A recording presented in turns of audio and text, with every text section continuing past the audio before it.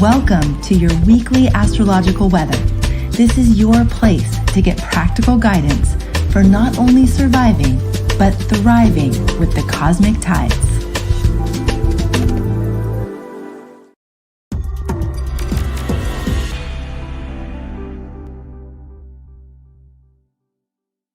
Well, hello, everybody, and welcome. It is so great to be here with you. I am very, very excited to have our guest today, who is Ari Moshe Wolfe. He is an evolutionary astrologer and so much more. I mean, it's hard to put little qualifiers around the astrology that you practice, Ari, but I am so happy to have you here. You are definitely an Astrology Hub favorite, but this is your first time on the weekly weather. You've been an inner circle guide with us. You have been on the podcast several times, but this is your first weekly weather debut. So welcome to the weekly weather. Thank you for having me. Yeah. All right. Well, let's dive into the theme. I know last week, a lot of what we covered was with Nadia, which was also so much fun, was about Jupiter and Aries. So we went really deep in that, Jupiter moving into Aries and also Mercury retrograde.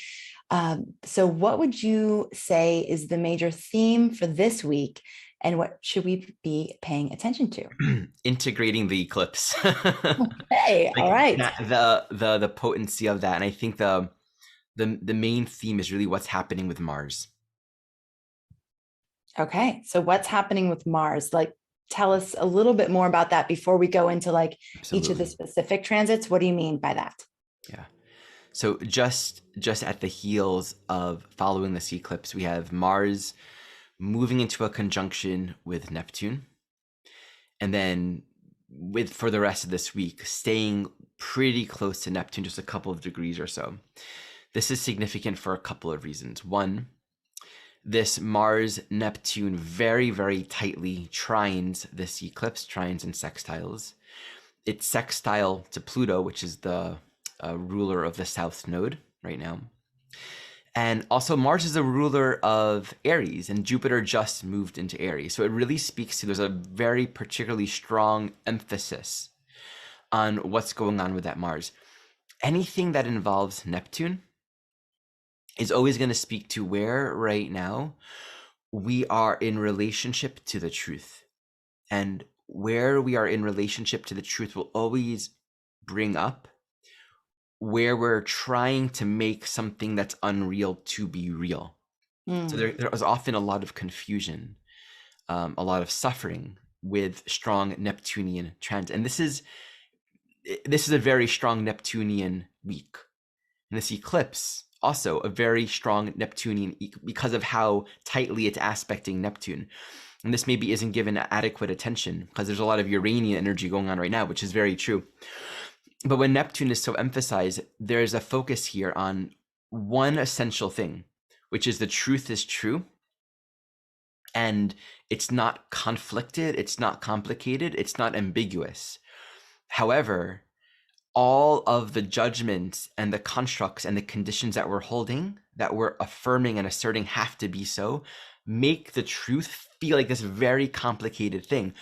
And I think one theme that can really emerge this week is the seeming duality between following the will of life, like what spirit would have us, the idea of serenity versus sacrifice, and sacrifice and loss, where it can feel like this following is either this beautiful sense of trusting and letting go and allowing, and everything works out according to a greater plan, and we can feel the peace that comes in that.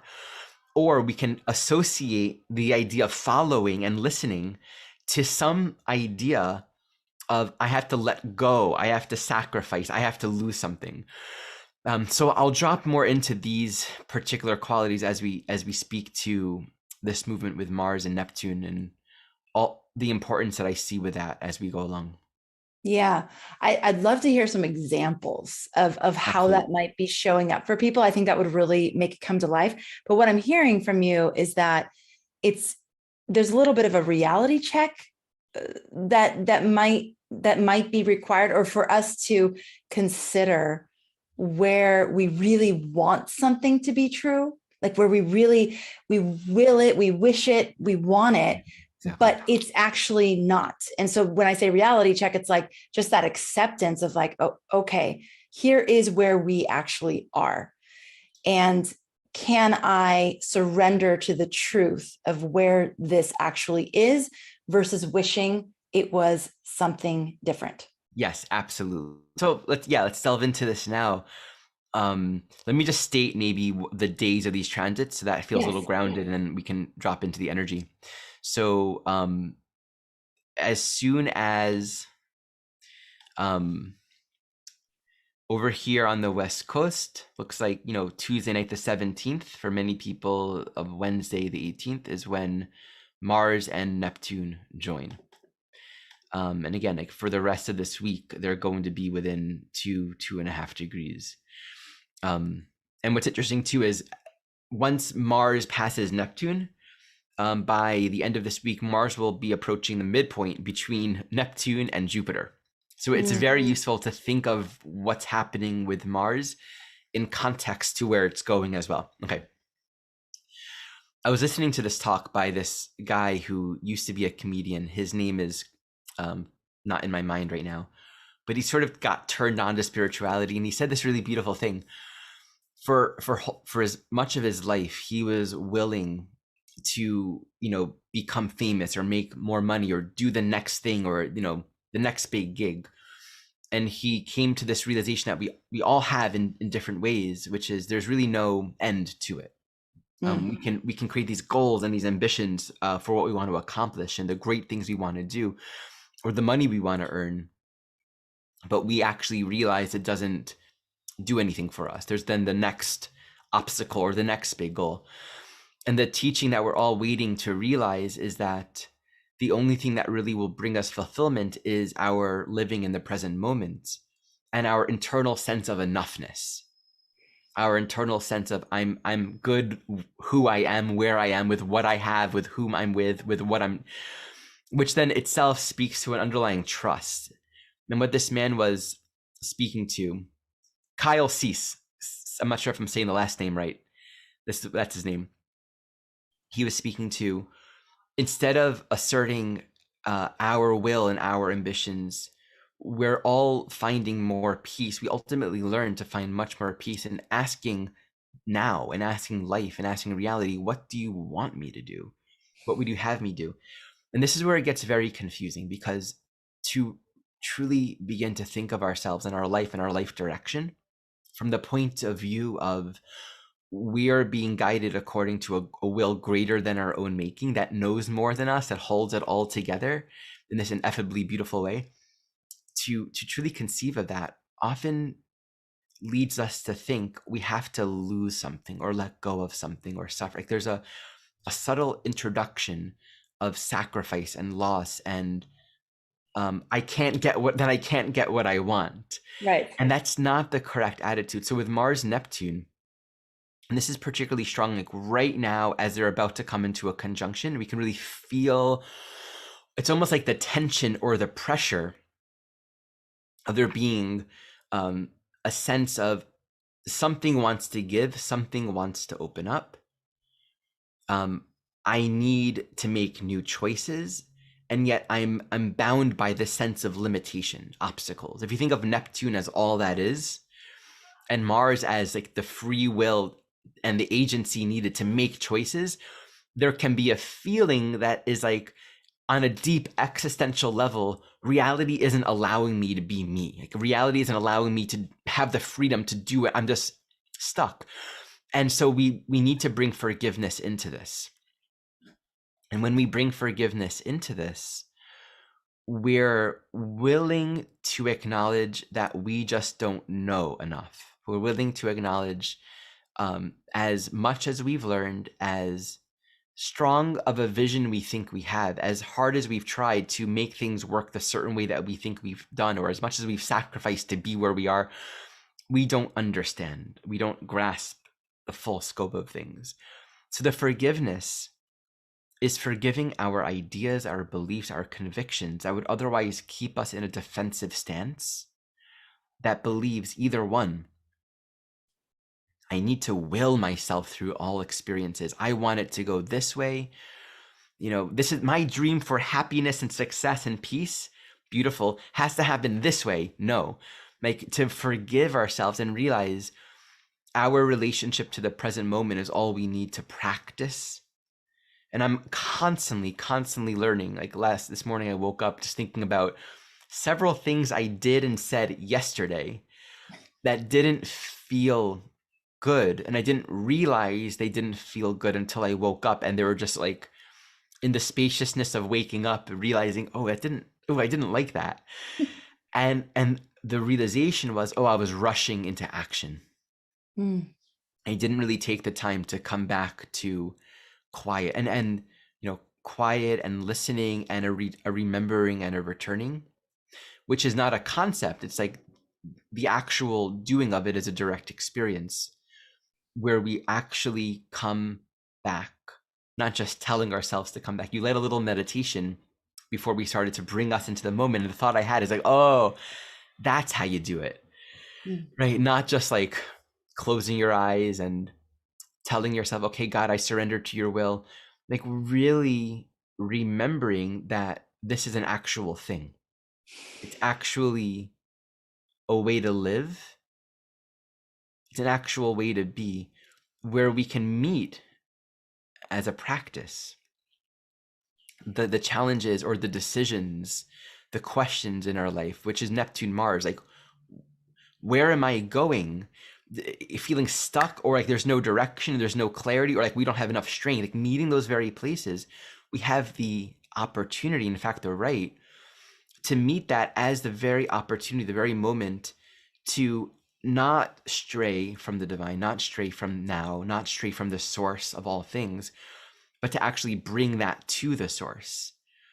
And it's the temptation for most of us in those moments is to feel lost or distract ourselves. What do we do when we feel that we don't have the permission or the space or the freedom to do what we want to do? We'll give up. Like, I'll do whatever, or we'll just rush and do things. Like, we don't end up moving and living with this sense of certainty and peace. So meeting these moments where we're really willing to slow down and remind ourselves it's possible to live in relationship to guidance in every moment and every experience. And one of the biggest teachings in A Course in Miracles that I just so appreciate is this one idea that emphasizes we seem to believe that certain problems are worthwhile to just keep secret and ignore and live with. Like this stressful relationship, or this obstacle, or this confusing thing. And other things we can turn to God for. We can turn to spirit. We can ask for healing. We can ask for clarity and correction. And other things, we just accept it. And we become entrained to live in a way where we just compartmentalize these feelings of helplessness and expect that's what life is. And in compartmentalizing it, we have to appreciate like what that really means. Like, we compartmentalize it, we create a space for it in our minds that justifies its reality as reality. Like, this is just how it is. Like, so many people speak about spirituality as being like, to surrender to God is like, yeah, sometimes you don't get what you want. It's like, well, that's not the best because yes, sometimes we don't get what we're demanding, what the ego is wanting, but like, that's not the final step. Beyond that, not getting what we want is a true humility to acknowledge, maybe I don't really know what I need. Maybe what I want, or the trajectory or the pathway there, is just not what I think is not really the best way. Maybe I'm just missing it all. Like, maybe I have a little picture of it, but I'm not seeing it all. And so there's deep healing for us to recognize in these very places where we're called into action, into movement, forgiveness, which really means coming back to a realignment with the truth, not with our own thinking, in regards to any specific circumstance or relationship. As far off as we seem, as much Mars, as much war we have rage, as much battling, as much strife and tension we have just had, right? Especially like with the incredible portal of this eclipse energy, which in my view, is bringing up a lot of deeper unconscious psychological content, squaring that Saturn very, very tightly, which, by the way, this is a great time to review that Saturn podcast we did on Saturn squaring the nodes, because this eclipse time is really emphasizing that. It's like what's playing out right now is really speaking to this essential restructuring. And Saturn in Aquarius is pointing us to, there's a level of self-responsibility to live in an authentic way, in the way that is reflective of our individuality, to create something new that we haven't seen, that is possible right now. But we have to meet all of the places where we feel suppressed, where we feel stuck, where we feel entangled, where we're having issues with trust, with opening up, with letting go. Like, these are the things that are coming up very strongly right now. So if we're coming from a war zone, this Mars Neptune says, like, even now, we're bloody, we're exhausted, whatever is going on, there's no moment that doesn't deserve our choice to forgive. There's no experience, there's no battle after which we don't have the total right to come back to start over again. And so meeting where that seems like loss and sacrifice and I can't get it my way, it's just a deeper invitation to acknowledge, maybe I don't understand enough about where I'm going. Maybe I don't understand. Heck, if we're not feeling peaceful, maybe that's enough for us to appreciate I must not understand it all. It's really as simple as that. So, there is so much there, Ari. This feels entirely relevant. I don't know about all of you, but this is feeling so relevant to me right now. Isn't that the beauty of astrology? It's like, wow, it's like you have a magic window into our souls. But can I give a couple examples? Of course, yeah, thanks. Okay. So many of you have heard me talk about the book that I was writing prior to COVID. It's an astrology hub offering that essentially is bringing together many of the highlights of the incredible interviews that I've had the pleasure of doing over the last 7 years. So I was in this Publish Your Purpose group because I've never written a book. So I was like, okay, I'll like take a class and I'll learn how to do this. And so every Wednesday was my writing day. And I was doing this for, I don't know, about a year. And then COVID happened and we were in quarantine and I had children full time and I was facilitating Zoom school and all these things. And so my Wednesday writing day, which I was loving, just was gone. And I felt so disappointed about this. Like, oh, like I was making so much progress. Like there was a momentum and like this just like screeching halt. So I put it on the shelf and just said, okay, it's not meant to happen right now. Recently, there has been this reinvigoration of the energy around it. And we're going to bring it back as a project that we're going to work on. And now I feel renewed energy. Instead of trying to do it alone, I'm working with more members of my team to get it done. And I'm realizing that where we are as an organization, we're in a much better position to actually bring this to life in a very new way than I ever imagined before. So I am having these moments of marveling of like, wow, I was so disappointed then that I had to put this on the shelf. And it felt like a sacrifice, right? It was like, oh, this sucks, but this is what's happening and I just need to go with it. But now I'm looking at the beauty of the divine timing. And I'm like, God, it's a much better time. And I had it in my head, I'm going to have this published in 2020. Like this needs to be published in 2020. I don't even know why. It was just like some arbitrary, this needs to be published in 2020. And then all of that just blew up. And now I'm just like, wow, the divine time, the divine intelligence behind that getting put on the shelf and us being able to bring this out. I'm not even going to tell you when it's going to happen because I don't know, but just the trusting of that process and the reminder that I don't know. I don't always know. I have my little plans. I have my ideas. It's great that I'm meeting those with energy, but I don't really know. So I think what I'm hearing as you're speaking is that this is what we're being reminded of, that there are these things that we think we want, that we think we need, especially many of us just did our treasure maps for the Aries new moon. So there's this like level of attachment behind some of the things we were visioning. And it's not that we have to let them go. Like, this is what I'm hearing you say. It's not that we have to let them go. It's just that we have to trust in the process, trust in the timing, trust in the way that it'll come through. It might be totally different than what we think. One more thing, as I'm reorienting myself with the book, I have this interview with Thomas More, the man who wrote God, so many books about the soul, like Yeah, the Untethered Soul, right? The Untethered Soul. Yes. Oh, so many books. I can't remember the book names right now, but this interview with him is just gold. I mean, it is, there are so many things he says in there where I'm like, I can't wait to share this with all of you. But one of the things he does is define the difference between desire and craving. And he argues that the Buddhist idea of desire being like the source of our suffering, it's actually craving.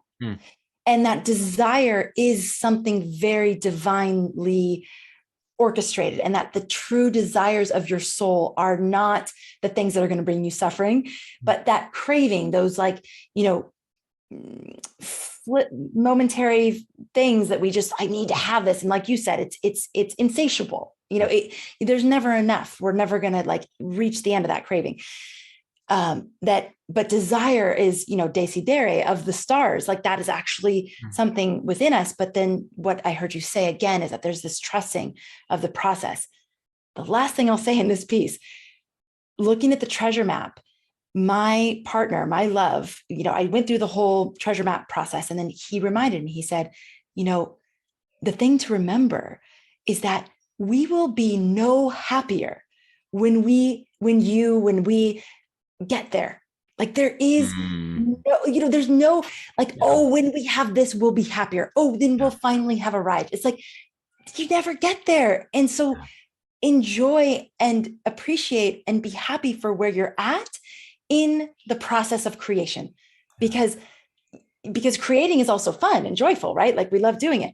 And there's this gratitude for where we're at right now as well. That's so important to remember, to just continually tap into. And remember that even that treasure map, I look at those things that I have on my treasure map, I'm like, ooh, yay, that'd be so fun. And it's not going to make me any happier. It's not going to be like this place of arrival.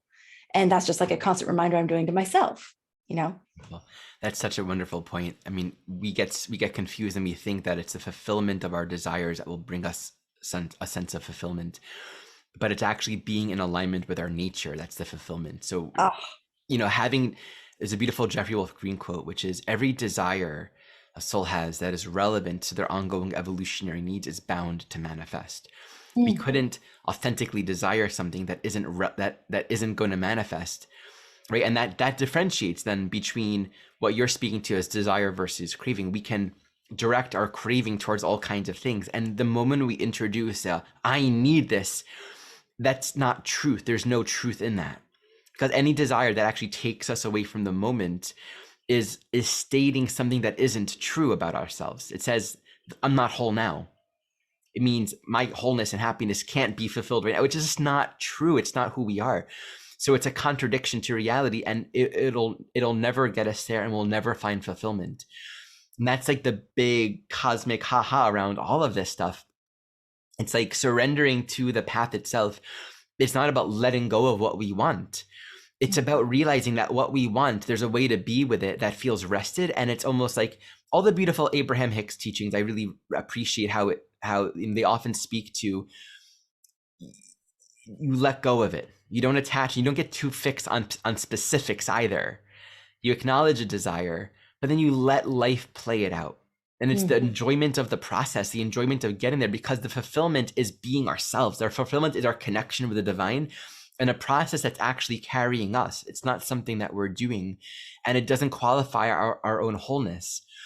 So there's a teaching in the Course in Miracles which says, forgiveness gives me everything that I want. Forgiveness offers everything I want. And I'm really, really thinking about that these days, because when I tune into what's keeping me from peace right now and from everything happening according to divine will, which is obviously the best for all, the things that I'm holding on to, like the grievances, the assertions, the regrets, the perceptions of conflict and will, the I need things to go this way, all of those elements that we hold on to are the only things that keeps us from this grace that is natural to life. And I see these people in life that exemplify this moment to moment graceful living.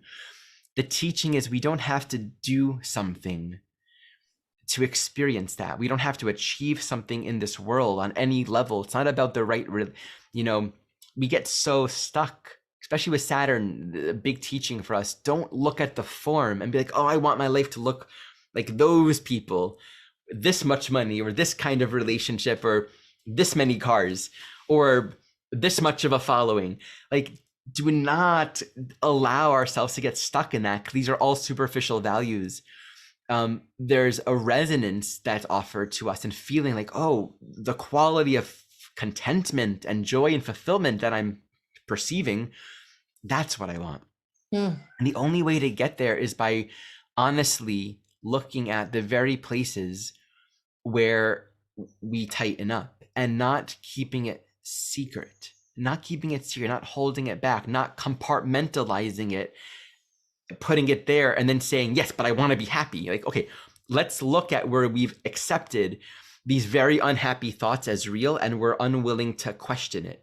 And it's hard because we don't have to have the answer to it. That's the whole point. We don't have the answer to it. That's the humility of this. And to actually meet those places, I think that's a big part of this eclipse window, meeting those places where it's like, ooh, such psychological content. It's so uncomfortable.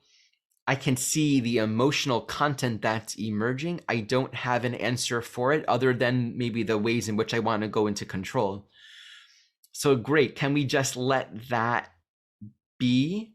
And this is what teaches me over and over again to come back into alignment.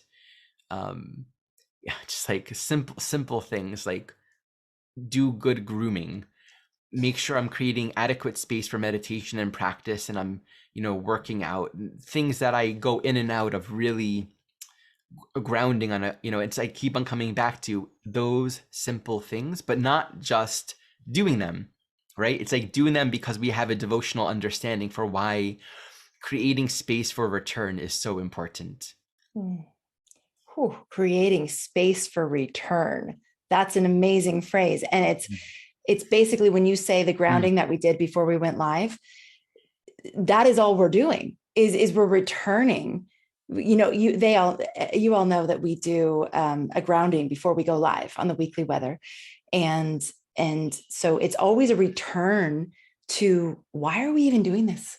Like, right. What is the point? Like, why do we schedule the time, meet together, commune with this audience, study astrology? Why are we even doing it?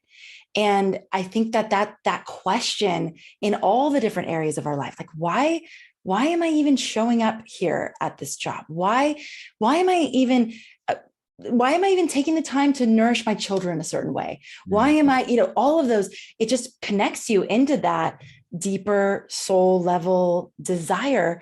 Why did you decide to do it in the first place? Why did you decide to have children in the first place? Why did you decide to get married in the first place? Why did you decide to do any of what you do? And reconnecting to that is so powerful. And it's something that we can do over and over. And it's amazing how quickly we forget. It's like, then we start going through the motions, it's like, now I'm just on autopilot, in my marriage, with my children, whatever it is. Ari, can I pull us back to a little bit to the eclipse? So you said one of the major themes. So we have this Mars Neptune happening, which is obviously a theme of the whole week. And we've really dug into the energies of that. How and what does it mean to integrate the energies from this eclipse that we just experienced? Okay. So we can think of this eclipse as bringing us very face to face with it's one of the most powerful eclipses. It just, so much is activated, very tightly involving Vesta and Saturn square in the nodal axis. Even this Mercury retrograde, which again is like, there are some perspectives and ways of thinking that perhaps we have not yet considered, is involved in this particular eclipse. And of course, Uranus is right there on the North Node. So there's a whole lot of like, okay, I don't know where this is going. Like it's like quote, I don't know where, okay, comma, I don't know where this is going, dot, dot, dot, shrug. Like that's what it is. And what do we do with that? There can be a deep sense of meeting the very places that actually feel quite dysfunctional, that don't feel in alignment, where we haven't developed a sort of mastery. And I think the teaching is, again, the mastery that we're cultivating isn't the mastery of fill in the blank.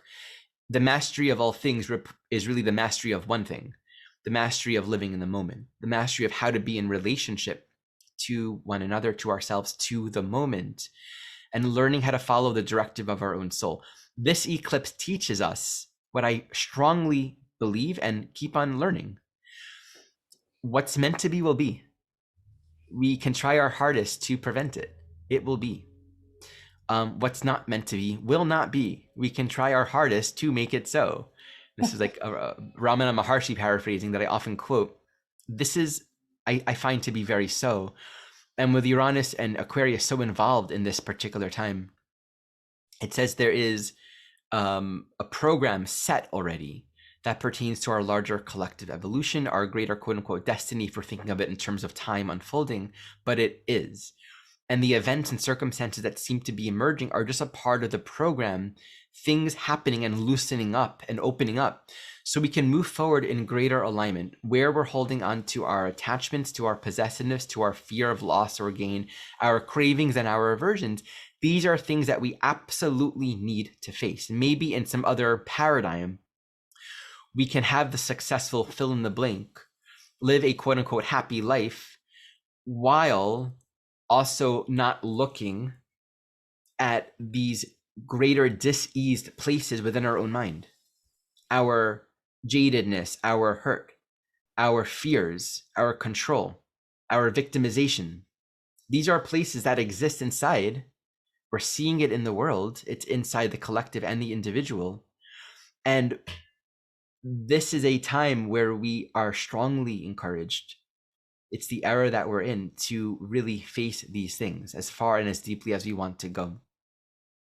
So I think it's just like, okay, now what? Like, where are we going with all of this?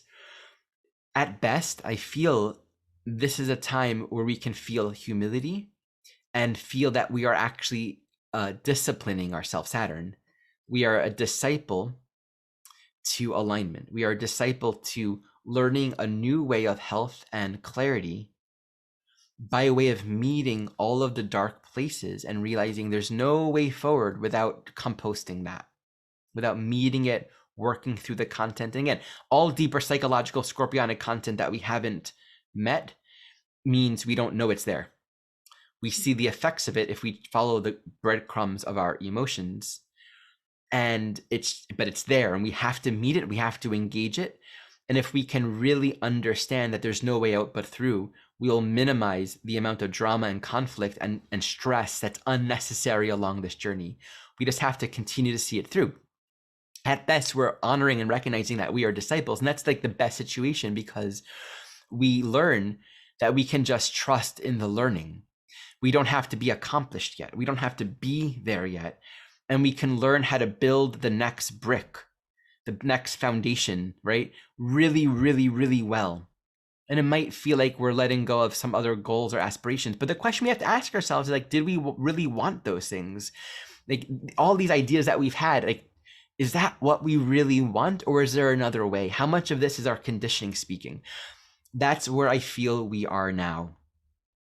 Right? And seeing this Mars Neptune in relation to this, if the thought came to mind, we can be one of those people that goes to the gym every day, has a really strong workout routine, and when you're speaking about, we have to ask ourselves, why am I doing this? Like, what's the point? Mm-hmm. That thought, I'm gonna go, I see this all the time, build your coaching practice and charge more and get a big following and make this much money in the next, like, that's, by the way, there's a lot of power and potency and beauty in that. And I would even say people like myself might benefit from like learning such things, because there's power in how it brings up our own sense of undeserving and all that kind of stuff, which is a big lesson for me.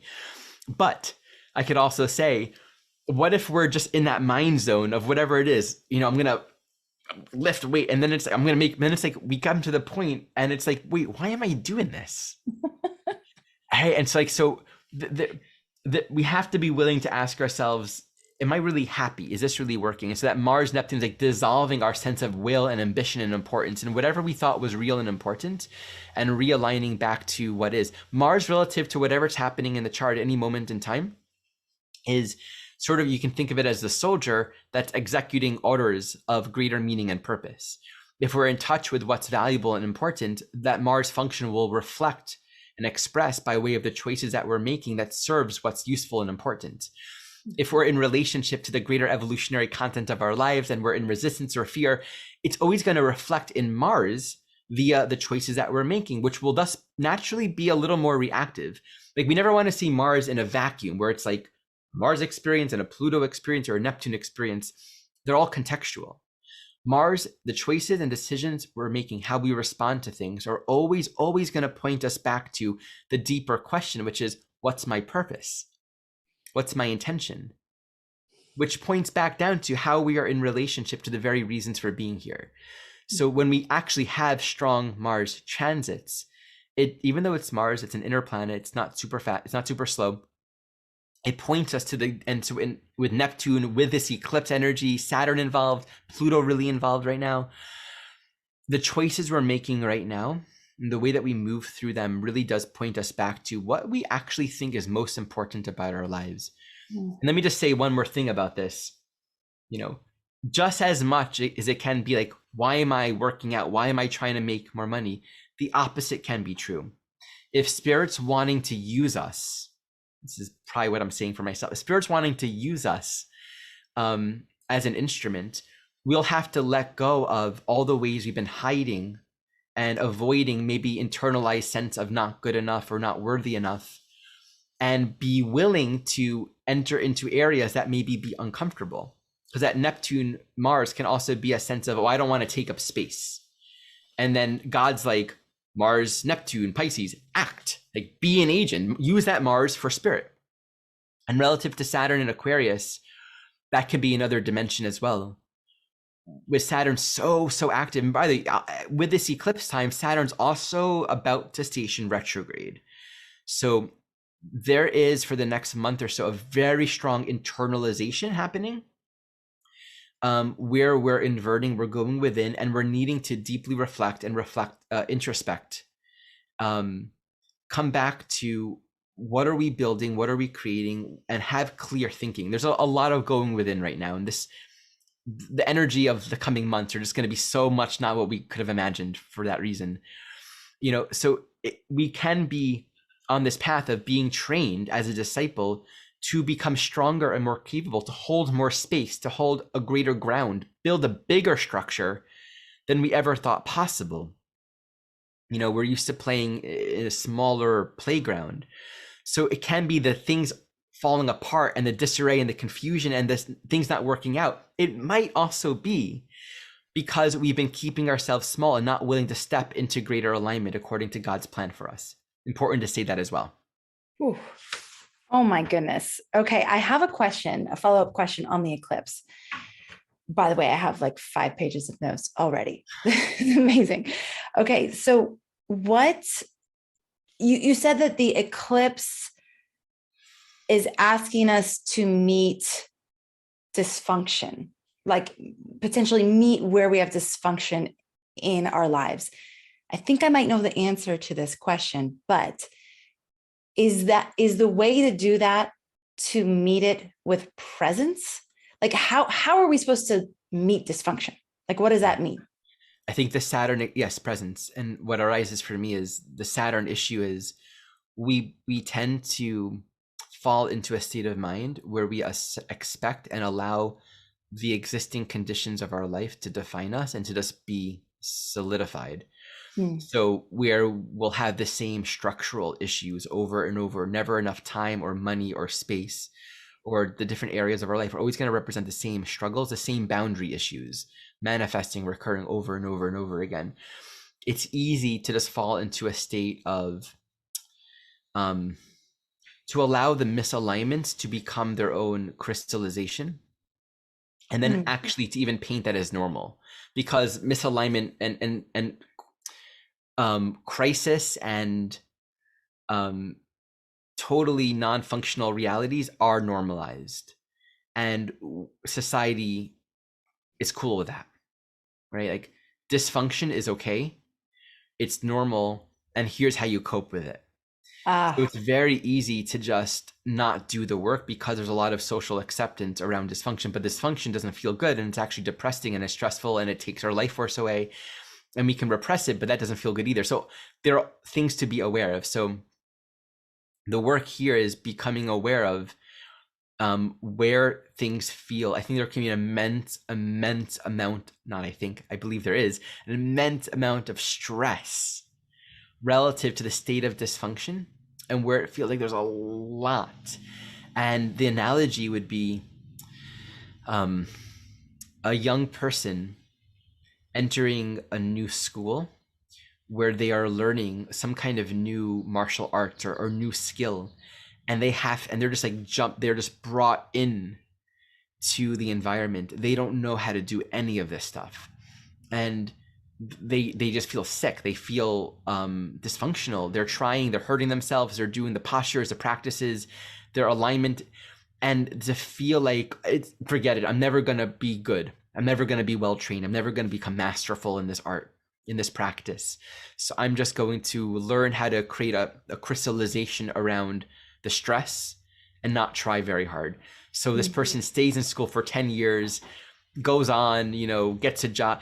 Like there's a way of settling where we never really apply the right kind of effort and do the work to learn how to meet the very places that are wanting correction and healing.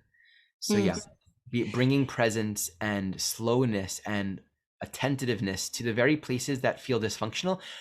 And here's what I would say. It's like there are YouTube videos, there are elders, there are spiritual teachers and teachings that are old that we can draw upon for every area of our life that really says the same thing, but will help us see that one same thing in the specific areas that we're working with. There are people that have come before us that can help us with where we are metaphorically still young, and we have a lot to learn. mm.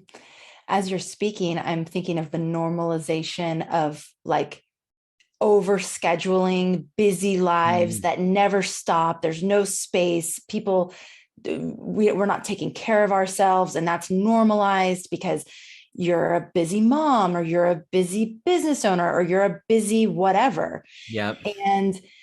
And how normalized that becomes, and how it's a crystallization sometimes of the thought that prioritizing yourself or your needs or taking care of yourself is selfish, Right. or that you're undeserving of that time and space, or that you're only valuable if you're productive, and that if you're not producing something you are not valuable. Like there's all these ideas that are normalized in our culture that get crystallized as truth, but really the dysfunction, there's such a clear misalignment with truth, like you've been talking about, like truth, and they create all this kinds of dysfunction and disease physically and metaphorically.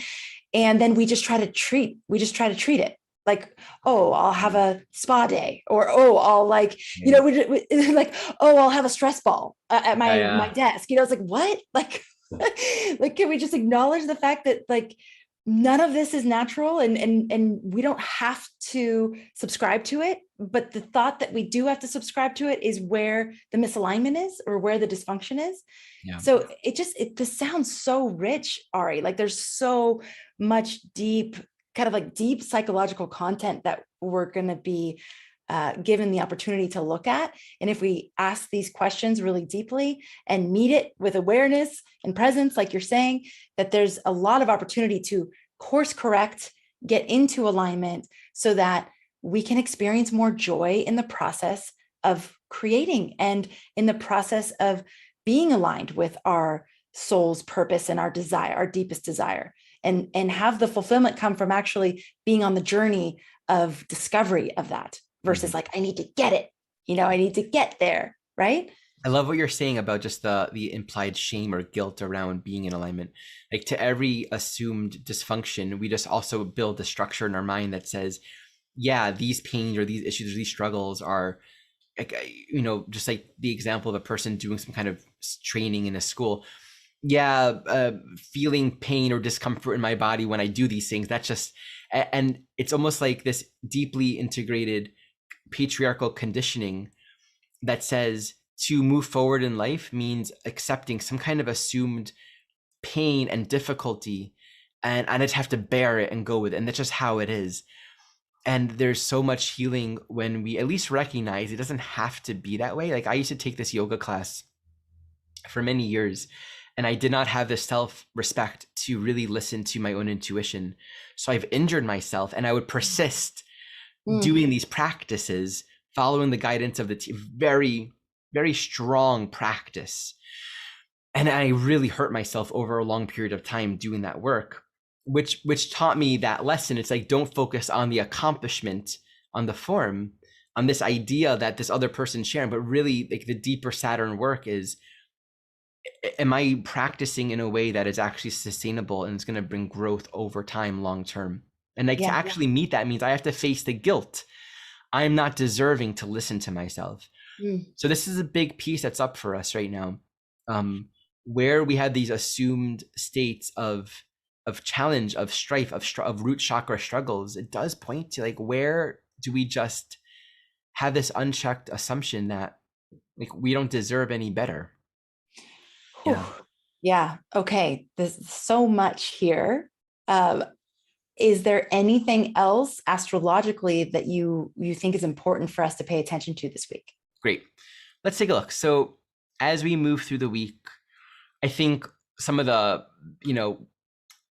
towards midweek or so, when we have the moon in Capricorn, it's going to be squaring the Aries conjunction of Venus. So, Venus and Chiron, they just passed each other. So that's going to be activating. And of course, that Venus Chiron ruled by Mars, just think of that in context, right? Like, bring peace into the conflicted areas. Otherwise, it can feel like there's a strong conflict of wills or not seeing eye to eye. So I think that moon in Capricorn midweek will be speaking to, where can there be constructive, mature, clear, thoughtful choices that bring clarity. And I think a lot of the confrontation and conflicts come from, again, asserting our will within relationships. Venus, I need you to see it my way or think this way. I need Aries to be right, to come first. I need my view to be the stronger one. So to bring a sense of harmony and acceptance into our lives means we have to be willing, and this is another dimension of all that Aries and that Mars, we have to be willing to be alone in ways we may have otherwise been avoiding. Where we don't want to be alone is where we're going to try to force our will onto life or onto other people. That will say, I need things to be this way, because if it's not, I'm going to have to face myself. And that Venus Chiron separating says, what if it is just yourself and everything's harmonizing with it, but you won't know that unless you're comfortable, unless you're willing to be comfortable with the discomfort, comfortable with the tenderness, the vulnerability of walking a path you haven't walked before. What if you can't get things the way you wanted to in the time frame that you wanted it? I think that Venus Chiron is a really big opening into tenderness. So that moon squaring that, again, really does speak to bringing softness and tenderness into places that might otherwise feel harsh or stressful or confrontational. At that same time, Mars will have literally just passed Neptune. It's going to be within a degree. And then the moon will be sextile to that Mars Neptune the next day. So again, it's like we're learning a more peaceful way that is not conflicted. So I just stress the importance of, bringing a lot of peace and thoughtfulness into our reactions. Another meaningful transit would be just towards the end of the week. We have the Mercury Cazimi. Mercury conjunct the Sun on Saturday, later in the day here in the Pacific Coast. So that's a good one. I feel like that might actually symbolize some like new threshold of clear thinking. Like, okay, here are the specific choices, and here's the content that we're working with, the decisions we can start to move towards. Whereas it might feel otherwise like there's a lot of unknowns. that are really excited, right? Like really present to the unknowns, and that Mercury, because even then Mercury moving into Taurus, moving towards the North Node, I think there's potential for grounding from getting out of the headiness of way too many options and thoughts, which can be alive right now for sure, and starting to bring some sense of synthesis. Ari, what day is that happening? Mercury conjunct? That's the 21st. Okay, the 21st. Yeah. What day of the week is that? Saturday. Saturday, great. Yeah. Okay, anything else? I mean, that's plenty to work with. But if yeah, I mean, on that same day, we have the moon in Aquarius. Like very late in that day, for the 22nd of May, for most people on this planet, the moon will be, actually, no, it's, on the 22nd for pretty much everyone, I think. The moon will be with Saturn, just having, so from the 21st to the 22nd, moon squares the nodes and moon joy Saturn. So that's going to simultaneously be re-emphasizing and bringing light into the very work that this eclipse has brought forward. So the end of this week, actually, with that and with the Mercury Cazimi, I think there's a lot more, okay, here's what we're working with. Here are the thoughts that are actually relevant. All the other stuff was noise. Simplification, sort of a focusing. That's what I see happening more towards the end of this week. Okay, that's hopeful. I mean, it sounds like a lot of content that's going to be up that isn't as like clear, so to have it end the weekend where we can get some clarity around these things is really, again, hopeful. Yeah, I mean, and then Mars is like gearing up to enter Aries and join. So it's like, there's going to be like, do it and do it quickly. So we may not know what that means right now, but we're gearing ourselves towards that. Okay. All right. So I would love to do a little summary of what you just said as the highlights. Essentially, this week is mainly about integrating the eclipse and then working with this Mars conjunct Neptune. So the Mars conjunct Neptune is the 17th, 18th. So it's like Tuesday, Wednesday. And some of the things that you're reminding us to keep in mind as this energy is happening. There is no there. There is no getting there. There's always going to be a new threshold, a new goal, a new thing that we are striving towards. And so the real work is to appreciate the actual journey of going there and not expecting to feel any different when we get there. And so it's paying attention to where we're at right now. I love this question of what would you have me do, which is like taking that Mars will and action, but then surrendering it to spirit, which is something you said later as well, which is very Mars Neptune, right? You said that it's possible to live in guidance in every moment. Remembering that it's possible to be guided in every moment. We had lots of reminders about the intelligence of divine timing, of surrendering to that, of trusting that, of having faith in that divine timing, and recognizing that there is a perspective that we can't see because we're here in these points in time, but there is a perspective we can't see. And so trusting in that. You said that you said that they might want to look at the podcast that we did about Saturn square the nodes. Yeah. I am going to say right now that we will put that podcast episode in the show notes for any of you that want to revisit that. It's an amazing episode where Ari talks about Saturn square the nodes. It's a very relevant energy all year, but there's like peak moments throughout the year, and we're in one of those moments right now. Yeah. So it'd be a great idea to go revisit that content. You said that we may feel bloody and exhausted from this eclipse portal and all the different emotional content that's been up, but that in all moments deserve forgiveness, and that we have this opportunity to start over again. Mm-hmm. I saw this one reel on Instagram, and it was this woman. God, I wish I remembered her name. She's probably in her 70s or 80s. But basically what she was saying over and over was like, it is not too late to begin. It is not too late to begin. My 30s were, I did this. My 40s, I did this. My 50s, I failed here. I accomplished this. My 60s, she was going through the decades of her life, and she just kept saying, it's never too late to start again. So we're being reminded of that. If the eclipse portal has felt stressful, overwhelming, emotional, all those things, if you've had to let go of things or people or events, that it's never too late to start again. You said to be with what we want. And another question you said later was, do we actually want what we want, what we think we want? Do we actually want it? Is it actually aligned? You said to come back to the simple things. So this is an opportunity to come back to those things that really nourish you, nurture you, bring you back into a place where you can even ask these questions. So many times we get so busy and so many things happening that we don't even have the space to ask ourselves these deeper questions and to really question those seeming desires or cravings. Maybe you could ask the question, like, is this a craving or is this a true desire in me? There's this sense of, I don't know where this is going. I don't know where it's going. And this can feel really uncomfortable, but can I just be okay with not totally knowing where things are going? You invited us to meet the places that are dysfunctional, how to explore how to be in relationship with the moment. And you reminded us that's what is meant to be will be, what is not meant to be won't be. So there is so much surrender in that. It's like, okay, well, if it's meant to be, it's going to happen. I don't know when, but it will. And if it's not meant to be, it won't. You said there's this sense of now what? Like, okay, all this stuff came up and all these things have happened. Now what?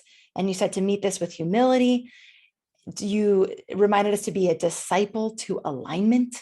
That is just awesome. I just love that. Like, be a disciple, like be a student of alignment. You don't have to get it right every time. You're absolutely not going to get it right every time, but being a student, a disciple to that process of aligning with that, with yourself. We're going to be meeting dark places. We need to trust in the learning and that we're building the next foundation. So we're actually building a foundation right now. Okay, choices. We're making points. We're making choices and we're asserting what's important to us with those choices. So being aware of that, let go of hiding, let go of those places where you hide and go and allow yourself to be uncomfortable if that's what you're being called to do, to face those places within you that's like, oh no, I can't be that. I can't do that. For whatever reason, that self-talk, just embracing that, okay, well, like if I'm being called in or called up or called to do this certain thing, I need to face that and move forward. And even if I'm afraid, there's still that sense of moving forward. With the Saturn retrograde that's starting, clear thinking, there's a lot of time to go within. Maybe we're being asked to build a bigger structure. And let's see, one more thing, tenderness. Venus square Chiron, bringing tenderness into places that it's, yeah. Wait, I'm sorry, say that again. Yeah, Moon square Chiron Venus. Moon square Chiron Venus, thank you. Tenderness into places that seem harsh, peace and thoughtfulness into our reactions. So bringing peace, and this is later in the week, bringing peace and thoughtfulness into the way that we're reacting and meeting the moment. And that by the end of the week, there's this opportunity to bring light into the eclipse highlights. So into the things that came up for us, there's light that will be illuminating these things. And oh, here's what's important. This opportunity to get like that clear thinking of like, oh, here's the sort of that breakthrough moment through all that clutter. Here's what's important. So that we get to look forward to that, all of us, as we're going through the content of this week, which sounds like it's just going to be bringing up a lot, which is great. It's great. Ari, thank you so much for helping us navigate this week. You're like the perfect weekly weather guide for this kind of a week. I mean, you're an amazing weekly weather guide for any week, but I love that you were here for this specific Mars and Neptune and eclipse kind of wrapping up energy. It's really my kind of thing. Yeah, your kind of thing. Exactly. And thank you for sharing your unique perspective, your unique lens. At Astrology Hub, it is very much about that there is no one way to interpret the astrological energies, and we all get so much from being open to receiving the different ways that the energies come through. And it's not that everyone resonates with every single astrologer the same, but there are always gifts if we're open to receive those from each perspective of, just in general in life, but of the different astrologers that come here on the platform. So thank you for sharing your light with all of us, your perspective with all of us. It's always such a pleasure. Thank you, Amanda. Yeah. All right, everybody. Thank you for being here. Thank you for making astrology a part of your life. If you love this show, share it with your friends, leave us a comment, leave us a review. We'd love to hear from you. And thank you for being a part of this community. We're so grateful to be able to share astrology with you and share all of these amazing astrologers and the guidance that they have to share with all of you as well. So take care, everybody. Enjoy your week, and we will see you same time, same place next week.